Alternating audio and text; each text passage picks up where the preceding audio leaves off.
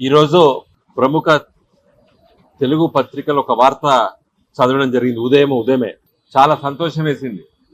కాళేశ్వరంపై ముందుకే ఎన్డీఏ నివేదిక అమలు నిపుణుల కమిటీ, ఏబి పాండ్యన్ చైర్మన్ గా 7 సభ్యులతో కమిటీ ఉత్తమ్ కుమార్ రెడ్డి గారు ఆదేశించినట్టు మరి ఇది చదవడం జరిగింది పత్రికల్లో.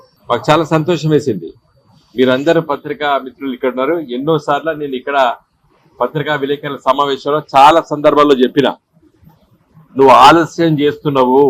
మేడిగడ్డ ప్రాజెక్టు రిపేర్ చేయడానికి ఎన్డీఏసీ రిపోర్టు అవసరం లేదు అని గత సంవత్సర కాలం నుండి నేను ఇప్పటికి 5-6 సార్లు నేను పత్రికా విలేకరుల సమావేశంలో చెప్పడం జరిగింది.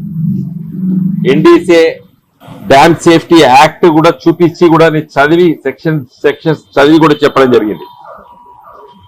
డ్యామ్ సేఫ్టీ యాక్ట్ కానీ నేషనల్ డ్యామ్ సేఫ్టీ అథారిటీ కూడా ఏం చెప్పింది, చివరిగా రిపోర్ట్ ఏం చెప్పింది, మీరు దీన్ని రిపేర్ చేసుకోండి, మీరే దీని యజమాని ఇవన్నీ చెయ్యాలి కాబట్టి చెయ్యండి అని చెప్పి, మీరు చేసుకోండి రిపేర్ అని చెప్పి చెప్పింది.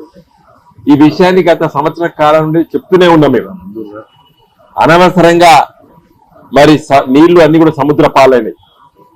ఇవాళ కరీంనగర్, వరంగల్ మహానగరాలకి మంచి నీటి కరువు వచ్చింది ఇప్పటికి ఎండాకాలంలో.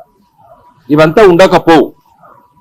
బహుశా మొన్న సరస్వతి పుష్కరాలు కాళేశ్వరం దగ్గర వస్తే ఈ రేవంత్ రెడ్డి గారు వేరు, ఉత్తమ్ కుమార్ రెడ్డి గారు కూడా వేరేట్టున్నాడు.